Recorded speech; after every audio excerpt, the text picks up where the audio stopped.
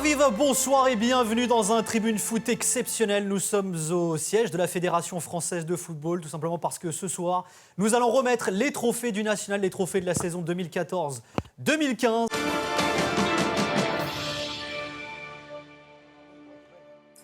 Roulement de tambour, Emmanuel Petit. Oui.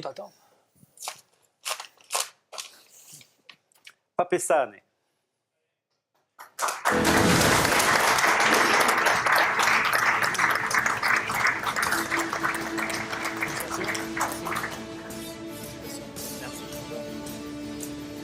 Tu remets, hein? Oui, Je te remets le titre du meilleur joueur. Merci. Pour ta superbe saison. On parlera un petit peu tout à l'heure de ce qu'on a parlé avant, d'accord? Manu raconte les off aussi. Pape, première réaction. Je suis très honoré de recevoir ce trophée. Puis, je remercie tous mes coéquipiers, ainsi que mon coach Hervé Delamajor, ainsi que le président Gilles Garnier, qui est avec moi ici. Et puis voilà, ce trophée, je le dédie aussi à ma famille qui est au Sénégal, et principalement à ma mère. Justement, mais la possibilité que Pape reste à Bourg la saison prochaine existe?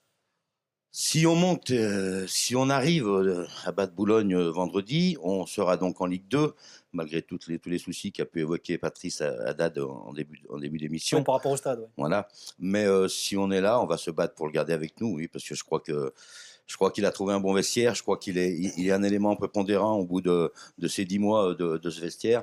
Donc on va bien sûr essayer de s'attacher à ses services. Alors, mais qui est donc ce Pape Sané? Vous avez peut-être envie de le savoir, non? Vous le savez déjà, mais vous qui nous regardez, vous ne savez peut-être pas. C'est un beau sujet réalisé par Alexandre Teixeira.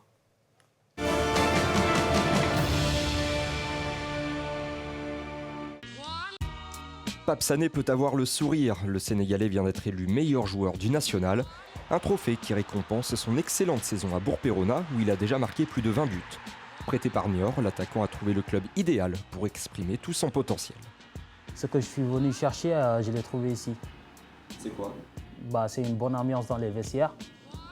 Un bon coach qui me conseille tout le temps, qui ne me lâche jamais. Toutes les conditions sont réunies pour que Pape Sané se révèle dans la Bresse. Il n'est jamais resté plus de 2 matchs de suite sans marquer et ses performances sont pour beaucoup dans l'excellente saison de son équipe. Je pense que c'est le fait qu'il se sente bien dans ce groupe, dans ce club. Et puis l'organisation aussi lui convient bien. Donc voilà, après, c'est sûr que pour nous, c'est le buteur qu'on recherchait, quoi. À son arrivée à Bourg-en-Bresse, Pape a été accueilli par les autres Sénégalais du groupe. La phase d'intégration facilitée, il n'a eu qu'à se concentrer sur un but marqué. Oh non, c'est pas de passe, c'est normal. Oh, vas-y, c'est bon, arrêtez avec ça. Oh, j'ai changé quand même. Hein. Ouais, j'ai changé quand même. Moi, je fais des passes. Souvent chambreur, souvent chambré, Pape a trouvé sa place à Bourg-Péronat. Que de chemin parcouru pour le gamin de Dakar. Double champion du Sénégal, meilleur buteur, il connaît en janvier 2013 le meilleur moment de sa carrière, un but pour son unique sélection en équipe nationale. Quand on me dit que je suis international sénégalais, c'est une fierté.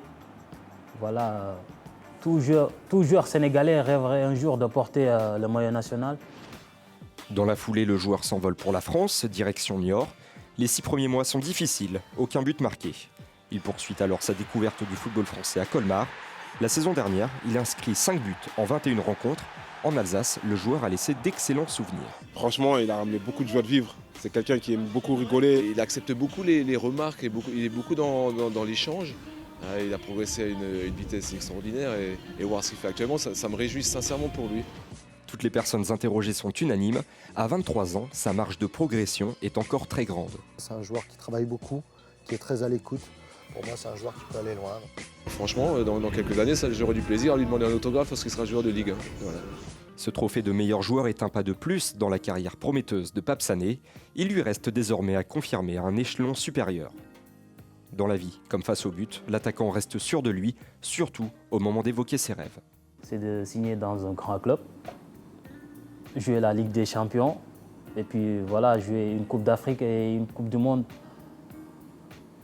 C'est ça mon rêve. Rémi Vercoutre, à toi l'honneur. Qui est le meilleur gardien de cette saison? Alors, le trophée du meilleur gardien est attribué à Vincent Planté du Red Star.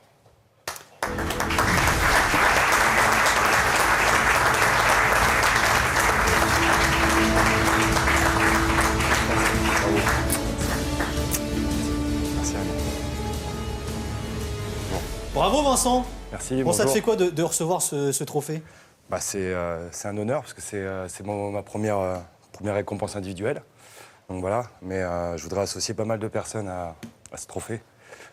Fawzi, mon entraîneur de gardien qui est là, Bobby et Yannick, mes deux doublures. Voilà, mes deux petits gamins qui sont derrière. Et puis bien sûr tout le groupe, parce que si aujourd'hui j'ai pu faire cette saison, c'est aussi parce que je me sens bien dans ce groupe, dans ce club, et aussi remercier le président et une personne qui aujourd'hui ne fait plus partie du club, si vous me permettez, président, Fabrice Berton. Bien sûr. Voilà, qui m'a fait signer il y a 2 ans maintenant. Donc voilà, toutes ces personnes sont attachées à ce trophée. Je vais parler à ton président d'abord, à Patrice. On a entendu Pierrick Cros, le défenseur, dire s'il te plaît, tu peux des fois fermer ta grande bouche. C'est quoi, c'est saoulant ou c'est bien d'avoir un joueur comme ça dans le vestiaire? C'est pour ça qu'on l'a appelé. Hein. Il a bien assumé son rôle. Mais je pense que pour un club qui se reconstruit, et puis même pour ceux qui sont déjà très haut niveau, le gardien est fondamental. C'est la personnalité d'un club. Ça donne le ton à une équipe, qu'elle soit discrète, que ce soit Lloris, ou que ce soit un Mandanda, ou que ce soit un monsieur Vercoutre à côté de nous. Oui, parce qu'il a été longtemps dans l'ombre aussi de grands gardiens, etc. Et aujourd'hui, il est dans la lumière. Je pense que la personnalité de ce staff est fondamentale dans un club. Nous sommes allés à ta rencontre, hein, Vincent. Laurent Dupuis a eu la chance de s'immiscer dans ton quotidien. Regardez.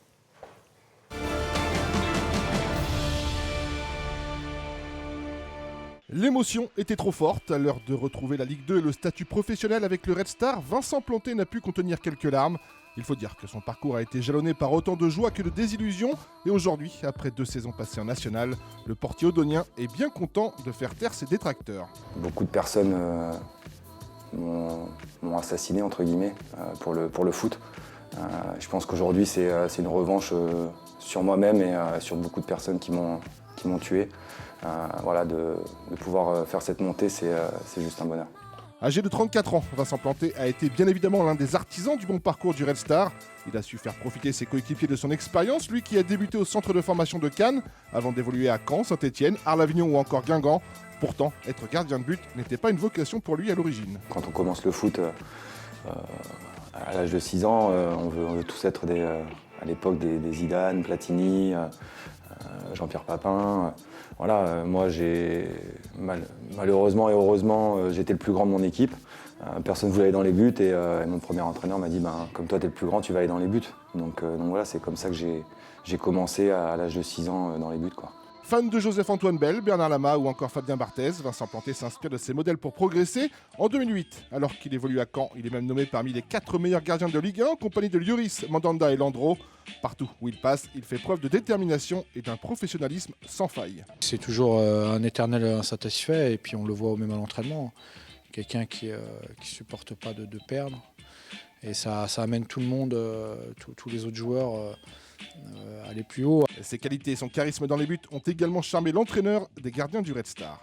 C'est important d'avoir dans les buts un gardien qui a une forte personnalité, qui a une grande présence. Et donc il a le profil qu'on attend d'un gardien quand on veut jouer le haut de tableau d'un championnat.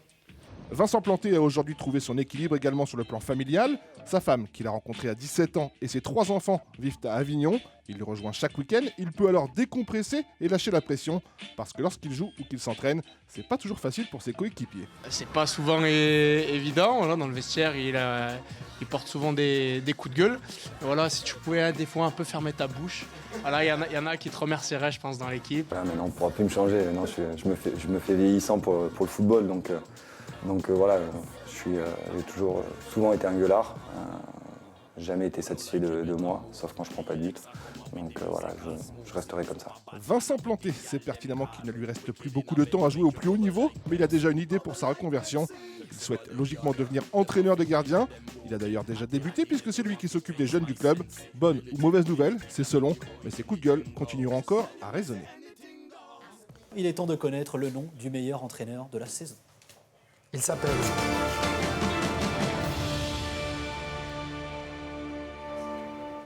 Là, tu peux. Là, maintenant. Raymond est trop pressé. Il a un train. Frédéric Reculot.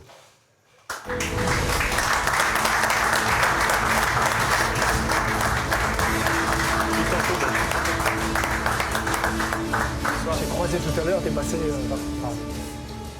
en vertu des pouvoirs qui me sont conférés et avec tout le plaisir que j'y mets.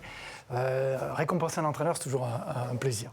Et surtout, quand c'est pas forcément celui qui a gagné, mais que ça récompense la qualité du travail. Et quand on est reconnu par les autres entraîneurs et qui disent que quelque part celui qui a donné l'impression d'avoir fait un bon travail avec un effectif qui n'est pas forcément l'effectif le plus solide, je trouve que c'est encore une meilleure récompense. Alors, félicitations, bravo encore.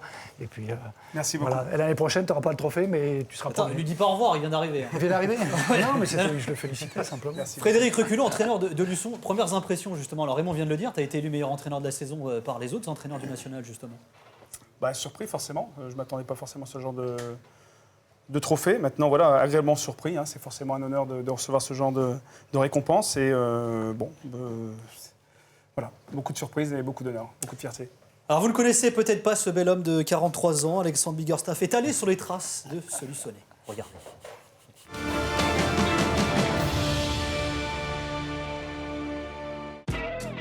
Cette saison, il est impossible de trouver une équipe plus décontractée que celle de Luçon. Destiné au départ à se mêler à la lutte pour le maintien, le VLF a trouvé la force de jouer pour sereinement s'installer en haut du classement.